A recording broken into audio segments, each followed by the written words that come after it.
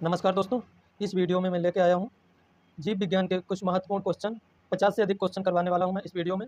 ये क्वेश्चन अनेक प्रतियोगी परीक्षाओं में पूछे जाते रहे हैं और आगे आने वाली परीक्षाओं में पूछे जाने की बहुत ही संभावना है।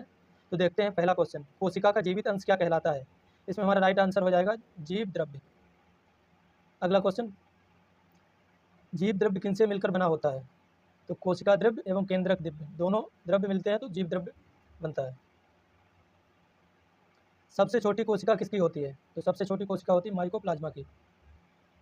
अगला क्वेश्चन, एक कोशिकीय जीव का उदाहरण है अमीबा, यूग्लिना, पैरामीशियम। ये तीनों ही एक कोशिकीय जीव हैं, इसलिए बी विकल्प सही हो जाएगा। अगला क्वेश्चन, कोशिका भित्ति किसमें पाई जाती है? तो कोशिका भित्ति पादप में एवं जीवाणु में पाई जाती है, विषाणु में कोशिका भित्ति नहीं पाई जाती है।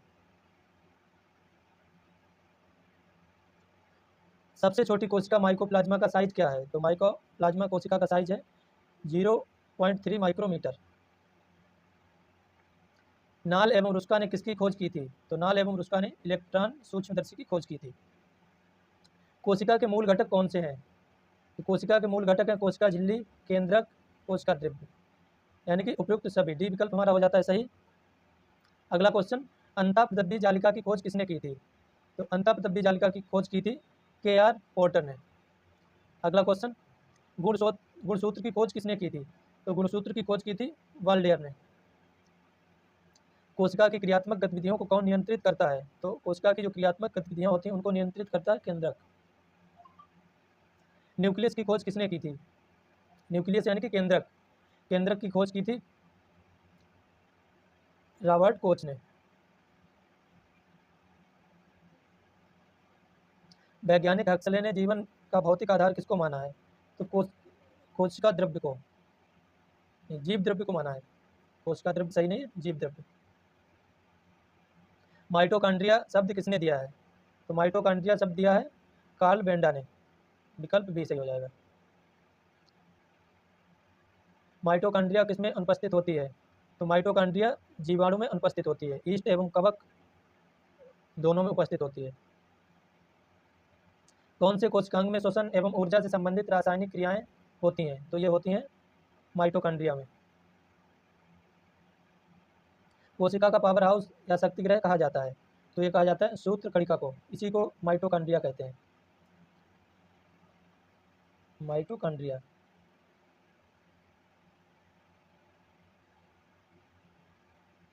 कोशिका की ऊर्जा के रूप में किसको जाना जाता है? तो कोशिका की ऊर्जा के रूप में एटीपी यानी कि एडेनोसिन ट्राइफॉस्फेट को जाना जाता है।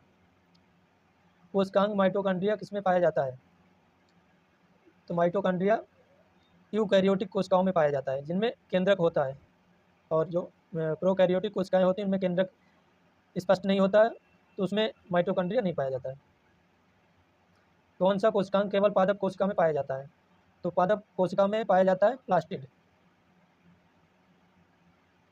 वनस्पति कोशिका में क्लोरोफिल का संबंध किससे है? तो क्लोरोफिल का काम होता है प्रकाश संश्लेषण क्रिया में भाग लेना या सहायता करना।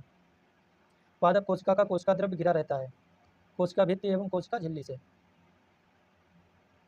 कोशिका द्रव्य व केंद्रिका द्रव्य मिलाकर बनाते हैं तो प्रोटोप्लाज्म यानी कि जीव द्रव्य। कोशिका का सबसे बड़ा व सबसे छोटा कोशिकांग क्रमशः कौन सा है? तो सबसे बड़ा होता है केंद्रक और सबसे छोटा होता है राइबोसोम। तो विकल्प बी सही हो जाएगा। कोशिका द्रव्य में कोशिकांग पाए जाते हैं माइटोकॉन्ड्रिया, गोल्गी काय, राइबोसोम यानी कि उपयुक्त सभी। केंद्रक झिल्ली रहित कोशिका कहलाती है जिसमें स्पष्ट केंद्रक नहीं होता है, उसकी झिल्ली नहीं होती है, क्योंकि केंद्रक स्पष्ट तभी होगा जब केंद्रक की झिल्ली होगी, उससे केंद्रक व्यवस्थित रहता है। तो वो होती हैं प्रोकैरियोटिक कोशिकाएं। जो यूकैरियोटिक कोशिकाएं होती हैं उनमें केंद्रक स्पष्ट दिखता है। कोशिका के आंतरिक पदार्थों का पाचन कौन करता है? तो कोशिका के आंतरिक पदार्थों का पाचन करता है लाइसोसोम। कोशिका में जल की मात्रा लगभग कितनी होती है? तो जल की मात्रा होती है 80%। प्रोकैरियोटिक कोशिका के उदाहरण है? तो प्रोकैरियोटिक कोशिका के उदाहरण हैं जीवाणु, नील हरित शैवाल यानी कि दोनों, साइनोबैक्टीरिया को बोलते हैं नील हरित शैवाल। वैज्ञानिक जॉर्ज पैलेट ने किसकी खोज की थी? तो वैज्ञानिक जॉर्ज पैलेट ने खोज की थी राइबोसोम की। अंतःपदब्बी जालिका यानी कि एंडोप्लाज्म रेटिकुलम के प्रकार होते हैं, तो एक तो खुरदुरी अंतःप्रदिव्य जालिका और एक चिकनी अंतःप्रदिव्य जालिका, यानी कि दोनों। माइटोकॉन्ड्रिया की खोज किसने की थी? तो माइटोकॉन्ड्रिया की खोज की थी, इन चारों में से कोई भी आंसर हमारा सही नहीं है। माइटोकॉन्ड्रिया की खोज की थी अल्बर्ट बान ने, ए बान। आरबीसी का निर्माण ग्रह एवं कब्रिस्तान क्रमशः है। तो आरबीसी का निर्माण होता है अस्थि मज्जा में, और उसका जो कब्रिस्तान होता है जहाँ पे डेड हो जाती है, प्लीहा में। लाइसोसोम बनने के लिए कौन उत्तरदायी है? तो लाइसोसोम बनने के लिए गोल्जी का, यानी कि गोल्जी बॉडी उत्तरदायी है। पादप कोशिका में जल, भोजन एवं उत्सर्जी पदार्थों का भंडारण कौन करता है? तो इन सब चीज़ों का भंडारण करती है रिक्तिका। कोशिकांग राइबोसोम का क्या कार्य है? तो कोशिकांग राइबोसोम का कार्य है प्रोटीन संश्लेषण में सहायता करना, नए प्रोटीन का निर्माण करना, ए तथा बी दोनों। केंद्रक के बारे में सत्य कथन कौन सा है? तो केंद्रक के बारे में सभी सत्य कथन है। कोशिका का नियंत्रण कक्ष होता है, राइबोसोम का निर्माण होता है, इसमें आनुवंशिकी सूचनाओं का स्थानांतरण होता है, यानी कि उपयुक्त तीनों सही है। रुधिर में सर्वाधिक प्रतिशतता किसकी होती है? तो सबसे ज़्यादा होती है रुधिर में आरबीसी की मात्रा। कोशिका विभाजन में कौन सहायता करता है? तो कोशिका विभाजन में सहायता करता है तारक का, यानी कि सेंट्रियोल। कोशिकांग गोल्जी काय का कार्य क्या है?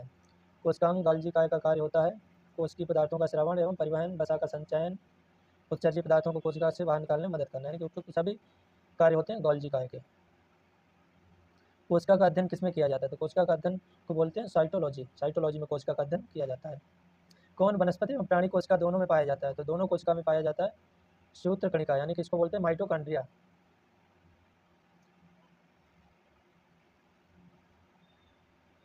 कौन कोशिकांग पादप कोशिका में सुविकसित एवं जंतु कोशिका में अनुपस्थित या फिर ना के बराबर होता है? तो रिक्तिका। लाल रक्त कणिकाओं का जीवन काल होता है 120, यानी कि 20 से 120 दिन, कम से कम 20, ज़्यादा से ज़्यादा 120। कोशिकांग लाइसोसोम की खोज किसने की थी? तो कोशिकांग लाइसोसोम की खोज की थी क्रिश्चियन डी डुबे। कौन से कोशिकांग को कोशिका की आत्महत्या की थैली या पाचन थैली भी कहा जाता है? तो लाइसोसोम को कोशिका की आत्महत्या की थैली या फिर पाचन थैली कहा जाता है। गोल्जी काय की खोज किसने एवं कब की थी? गोल्जी काय की खोज की थी कैमिलो गोल्जी ने 1888 में। हमारा विकल्प भी सही है। कोशिकाएं मिलकर प्राथमिक रूप से किसका निर्माण करती हैं?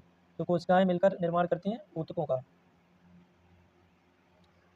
दोस्तों, कोशिकाएं मिलकर निर्माण करती हैं ऊतकों का, ऊतक मिलकर निर्माण करते हैं ऊतक तंत्र का, ऊतक तंत्र निर्माण करते हैं अंग का, अंग निर्माण करते हैं अंग तंत्र का, अंग तंत्र से शरीर का निर्माण होता है। ये होता है निर्माण क्रम। कोशिका भित्ति किसकी बनी होती है? तो कोशिका भित्ति बनी होती है सेलुलोज की।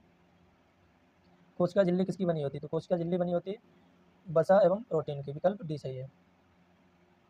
कोशिका झिल्ली की प्रकृति होती है अर्धपारगम्य। प्लाज्मा झिल्ली किसे कहते हैं? जो प्रोटीन एवं लिपिड से मिलकर बनी होती है। तो जो कोशिका की बाहरी परत होती है उसको बोलते हैं प्लाज्मा झिल्ली। कोशिका सिद्धांत 1839 में किसने दिया था? तो स्लाइडन एवं शॉन, मतलब दोनों लोगों ने मिलकर दिया था। डब्ल्यूबीसी कौन सी संरचना का उदाहरण है? तो डब्ल्यूबीसी एक कोश की संरचना का उदाहरण है। केंद्रक को कोशिका द्रव्य से अलग करता है। तो केंद्रक को कोशिका द्रव्य से अलग करता है केंद्रक झिल्ली। गुणसूत्र धागे के समान संरचना कहाँ पाए जाते हैं? तो ये पाए जाते हैं माइटोकॉन्ड्रिया में। डीएनए कहाँ पाया जाता है? तो डीएनए पाया जाता है केंद्रक के अंदर गुणसूत्र में।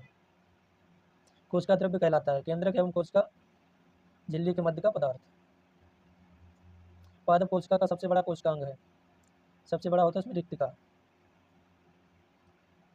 जिन कोशिकाओं में झिल्ली रहित केंद्रक पाया जाता है उन्हें बोलते हैं प्रोकैरियोटिक कोशिकाएं, जिसमें झिल्ली सहित केंद्रक होता है उन्हें बोलते हैं यूकैरियोटिक कोशिकाएं। तो धन्यवाद दोस्तों, आज के लिए बस इतना ही। मिलते हैं अगले वीडियो में। वीडियो अच्छा लगा हो तो लाइक, कमेंट और चैनल को सब्सक्राइब करें।